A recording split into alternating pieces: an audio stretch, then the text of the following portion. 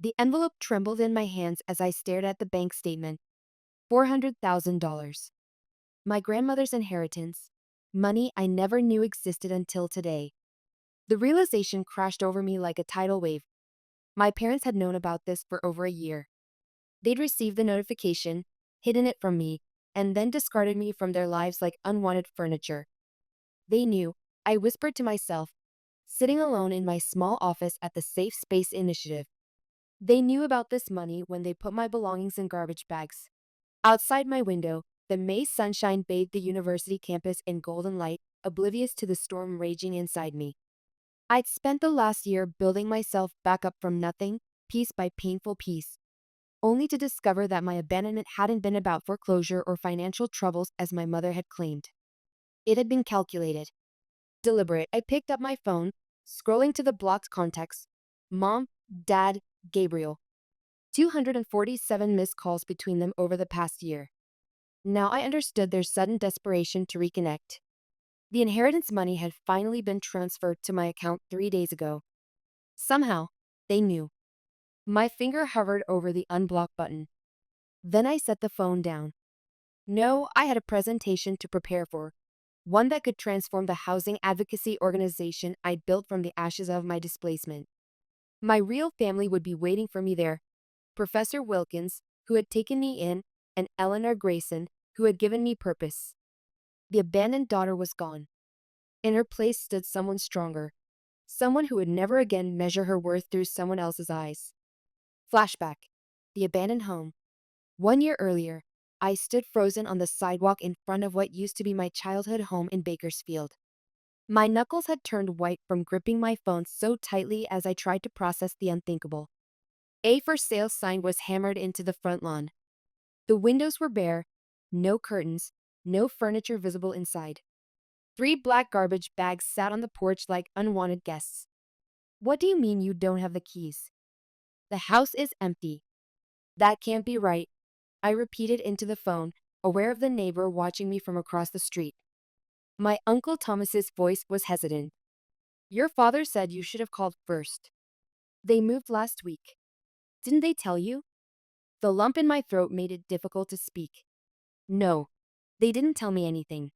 I hung up and called my father, each ring stretching into eternity. Hello. His voice was flat and motionless. Dad, the house is empty. There are garbage bags with my stuff on the porch. What's going on? A pause that contained multitudes. Then we moved. You're an adult now. Deal with it. The line went dead. I stared at my phone, stunned. I tried calling back, straight to voicemail. I tried my mother's phone, the same. My younger brother Gabriel's phone, no answer. Just like that, I had been erased from their lives. No warning, no goodbye, not even the courtesy of a forwarding address.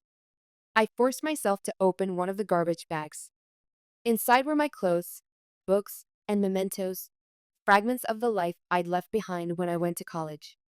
A wave of nausea washed over me as I recognized my quinceañera photos stuffed carelessly at the bottom, the glass of one frame cracked from rough handling. 15-year-old me smiled back, surrounded by a family of strangers. My father had always been a proud man, sometimes excessively so. Born in a small village outside Mexico City, he'd crossed the border with nothing but determination and the clothes on his back. He'd worked double shifts at the manufacturing plant for as long as I could remember, his hands perpetually cracked and calloused. We came here with nothing so you could have everything, he would remind us during dinner. Education is your ticket. I believed him. While other kids went to parties, I studied. When my high school friends got summer jobs at the mall, I interned at the local courthouse. I maintained a 3.9 GPA in pre-law while working part-time, sending part of my scholarship money home every month. I had been the responsible one, the quiet one, the one who never caused trouble. And this was my reward. Flashback. The difference. My younger brother Gabriel was nothing like me. Where I excelled, he struggled. Where I obeyed, he rebelled. His room was perpetually messy, game controllers scattered across the floor among neglected homework assignments. Twice he'd been caught shoplifting, cheap things like candy bars and soda that he could have easily afforded with his allowance. The second time, I'd overheard my parents arguing about it through their bedroom door. He needs discipline, not coddling, my mother had insisted, her voice tight with frustration. He's a boy finding his way, my father had countered. Boys need freedom to become men. Jasmine is different. She's naturally responsible. That memory haunted me now as I loaded those 3 garbage bags into my car.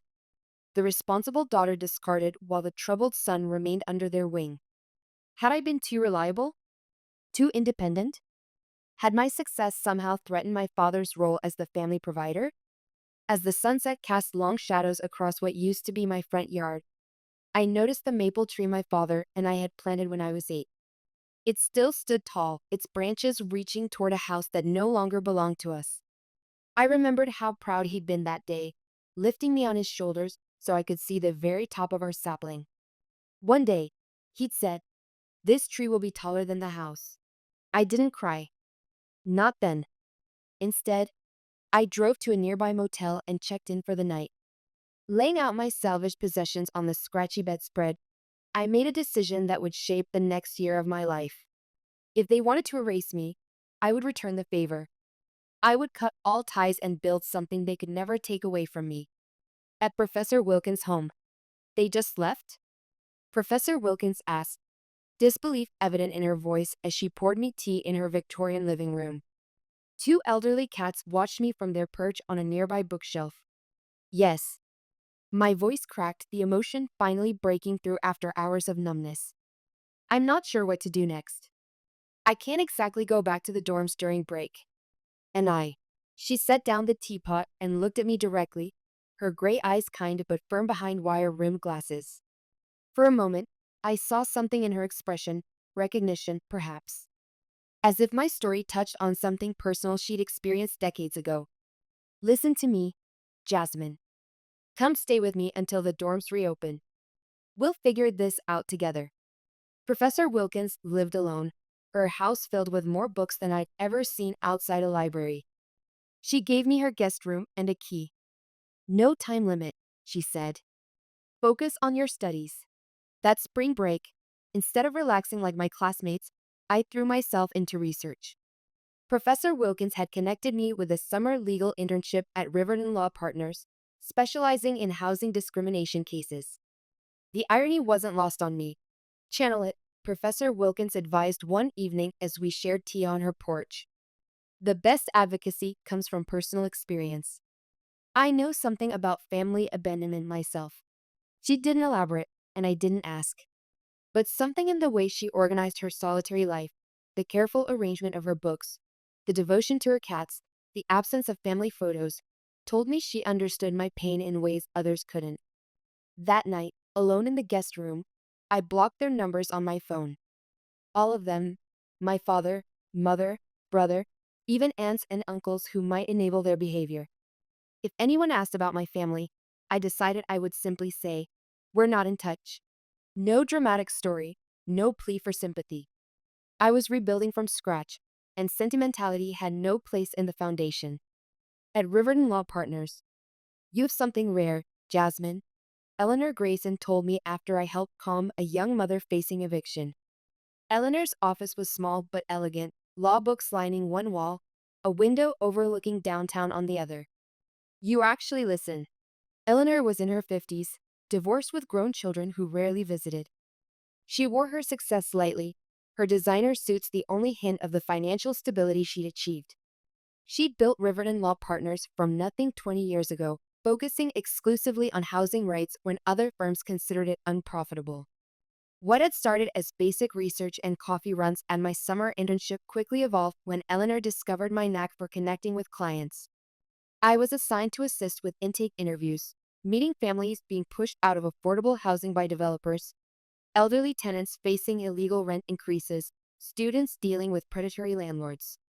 Their stories resonated with me in ways I couldn't articulate. Each displacement echoed my own. Each eviction notice rekindled my rage. One evening, after a particularly grueling day interviewing 3 families from the same apartment complex who were all served simultaneous eviction notices, I stayed late organizing case notes. Eleanor found me there at 9 p.m. surrounded by papers. "Burning the midnight oil?" she asked, leaning against the doorframe. I looked up, exhaustion and frustration evident on my face. These families have nowhere to go. The developers are offering them 2 weeks in a motel as compensation for breaking their leases early. Eleanor sighed, settling into the chair across from my desk.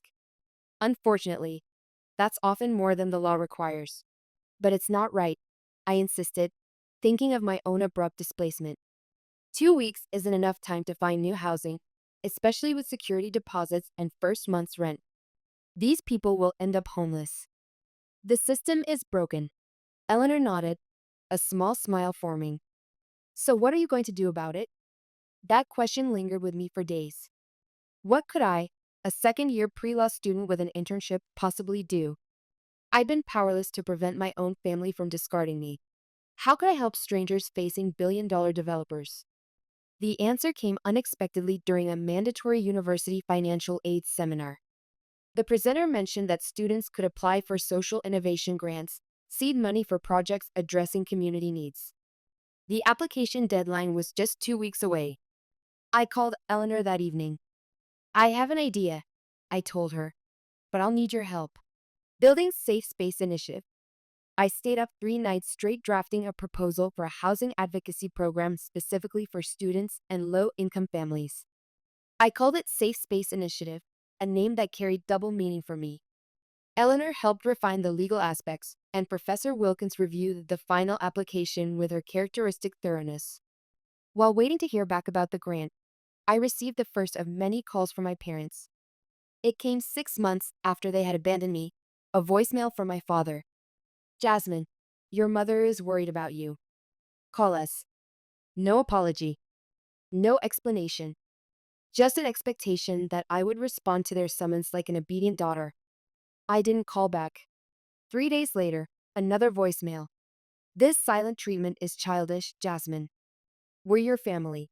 I saved the message but didn't respond. The calls increased in frequency, sometimes my father, sometimes my mother, occasionally Gabriel. Their tones ranged from demanding to pleading. None acknowledged what they had done. When the university awarded me the Social Innovation Grant, $25,000 to launch Safe Space Initiative, I celebrated with Professor Wilkins and Eleanor. I didn't share the news with my biological family. My new family was forming around me, people who supported me not out of obligation, but out of genuine respect and care. By January, the Safe Space Initiative had assisted 23 students fighting wrongful evictions. We operated out of a converted storage room at Riverton Law Partners with 2 volunteer paralegals and a rotating schedule of law students earning clinical hours. Most days I rushed from classes to the office, spending evenings reviewing cases and refining our approach. The work was exhausting but fulfilling in a way nothing else had ever been. Each family that maintained housing, each student who avoided homelessness, felt like a personal victory. I was building something meaningful from the wreckage of my own displacement. My mother's voice invaded this carefully constructed piece one Tuesday afternoon in February. I was counseling a sophomore named Devin when the office phone rang. Safe Space Initiative. This is Jasmine, I answered, gesturing apologetically to Devin. Jasmine, is that you? The familiar voice sent a shock through my system. How did you get this number? I asked, my throat suddenly dry. It's on your website, she said. Why haven't you returned our calls? We've been worried sick. After asking Devin to wait outside, I gathered my composure. This is my workplace. Please don't call here again. We're your parents, my mother said, her voice breaking. We have the right. You lost that right when you put my belongings in garbage bags and sold our house without telling me. My hand gripped the receiver so tightly my knuckles turned white. I'm not doing this now. Your father made a mistake, she pleaded. We had financial troubles. The house was being foreclosed on. We were embarrassed. For a moment, I felt a crack in my resolve. Financial troubles? Foreclosure? They had never mentioned money problems during our regular calls when I was at university. If you were in trouble, you could have told me, I said, my voice softer. I would have helped. I was already sending money home. Your father wouldn't allow it, she said. His pride. You know how he is. I did know. My father's pride was a force of nature, shaping our family dynamics since childhood. Born poor, he'd worked his way up to a factory supervisor position before the economy tanked 5 years ago. Being demoted back to line worker had crushed him. But pride didn't justify what they'd done. I need to get back to work, I said firmly. Please respect my boundaries. I hung up before she could respond, hands trembling slightly. The brief conversation had unearthed feelings I thought I'd successfully buried, anger, certainly, but also a lingering sense of responsibility toward them. They were immigrants who had sacrificed everything for their children. Could I really turn my back on that history so completely? The truth revealed. The next day, against my better judgment, I did something I'd resisted for months. I searched for my family online. What I found shattered any emerging sympathy. A cheerful Facebook post from my mother dated just 3 weeks after they'd moved, showing her, my father, and Gabriel smiling in front of a new house. The caption read, "New beginnings." So blessed. There had been no financial crisis. There had been no foreclosure. There had just been a decision to leave me behind. The unanswered calls accumulated like falling snow, 120, 150, 200. My parents' voicemails evolved from demanding to pleading, occasionally peppered with information about their new lives, as if we were having a normal ongoing conversation instead of a one-sided bombardment. Gabriel got accepted to community college. My mother reported in late March. He's studying computer programming. You always said he was smart. The neighbors brought us tamales, my father announced in April. Not as good as your mother's, but they're trying to be welcoming. These casual updates infuriated me more than their earlier demands. They were living their lives, forming new community connections, celebrating milestones, all while I was still processing the trauma of their abandonment. Meanwhile, Safe Space Initiative was gaining attention. A local news station ran a feature on our work, interviewing several students we'd helped. The university newspaper followed with a profile highlighting my innovative approach to housing justice. These small spotlights increased our caseload dramatically. We need more resources, I told Eleanor one afternoon, gesturing at our overflowing intake folders. More volunteers, more space, more funding. I might have a solution, she replied, eyes bright with possibility. The Watkins Foundation is accepting proposals for their annual social justice grants. The award is substantial enough to hire staff and rent proper offices. The application process was grueling. I spent weeks drafting and redrafting our proposal, gathering testimonials from clients, and compiling data on housing insecurity among students. The final document ran to 47 pages, detailing Safe Space's mission, methodology, and measurable impacts. 2 days after submission, I received a call from an unfamiliar number with my hometown's area code. Our former neighbor, Mrs. Hernandez, was calling about an envelope addressed to me that had been left at my old house, an envelope from a law firm in Mexico. It's about your grandmother's estate, she said finally. Your maternal grandmother in Mexico. My grandmother had died when I was 13. I barely remembered her, a tiny woman with calloused hands who smelled of cinnamon and spoke little English. She'd lived in a small house in Oaxaca, surviving on the money my mother sent monthly. What about her estate? I asked, confused. It says you've inherited property in Oaxaca, Mrs. Hernandez read slowly. And there's a bank statement, Jasmine. It shows a balance of over $400,000. My mind reeled. That couldn't be right. My grandmother had lived simply. She didn't have that kind of money. The letter says the property was developed after her death. Resort condominiums. Your portion is the proceeds from the sale of 2 units. I grabbed a pen, scribbling as Mrs. Hernandez dictated the law firm's contact information. Does it say when this inheritance became available? My voice sounded distant to my own ears. Mrs. Hernandez paused, paper shuffling. Yes, it was finalized last March. Last March, 1 month before my parents abandoned me. The timing couldn't be a coincidence. They had known about my inheritance and had left me behind anyway. The confrontation. The Watkins Foundation presentation was scheduled for a Saturday afternoon in May. I arrived at their downtown offices an hour early, reviewing my notes in the sleek waiting area. Our proposal requested $300,000 over 3 years to expand safe spaces services beyond the university to the broader community. 20 minutes into my presentation, as I was describing our vision for expansion, the boardroom door opened. A foundation assistant whispered something to Mr. Watkins, who nodded. "I apologize for the interruption," Mr. Watkins said. "Ms.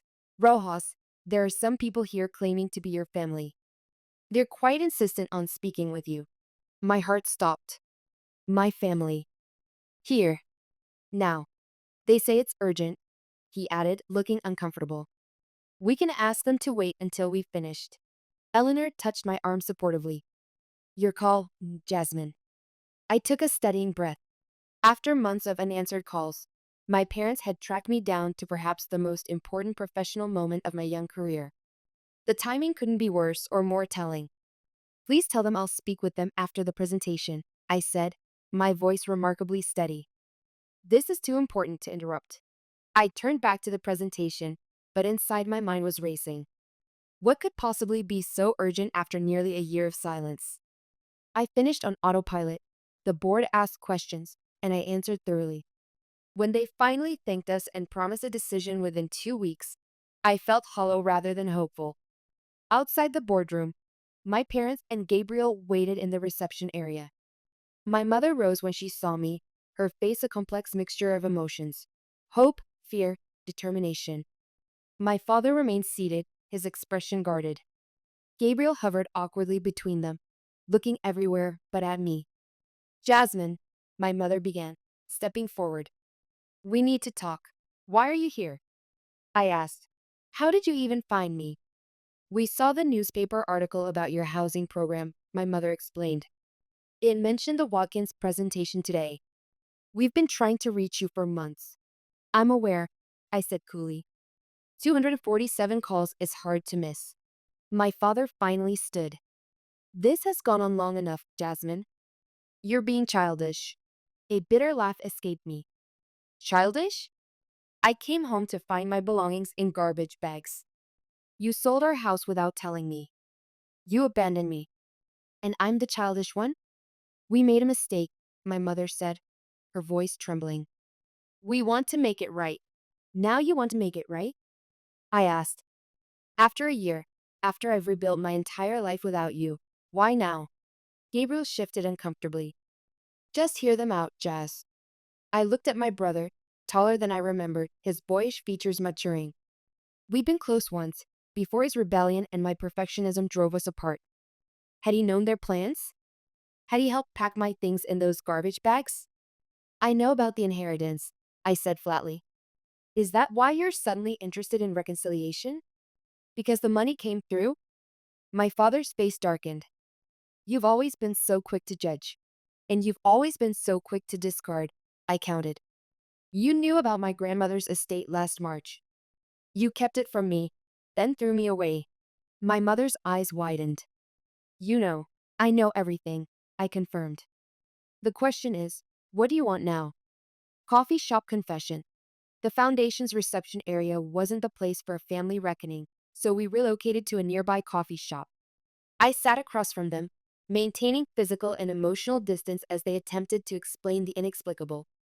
"We were ashamed," my mother admitted, cradling her untouched coffee.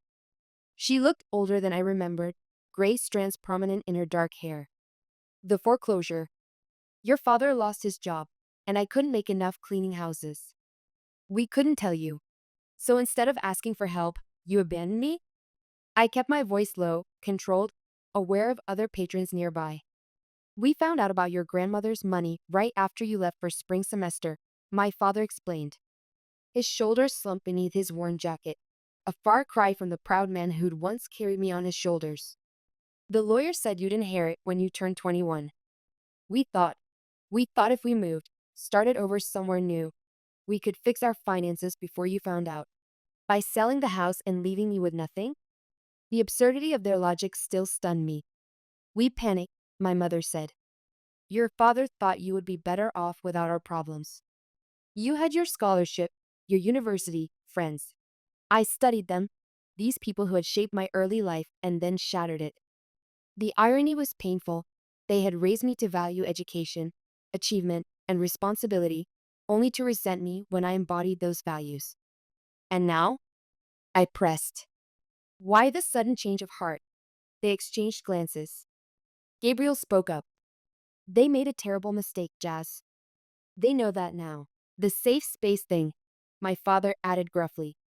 In the newspaper, we saw what you've accomplished, and we realized we'd lost something precious. Your successful daughter, I translated bitterly. No, my mother insisted, reaching across the table though I pulled my hands away. Our family, our connection.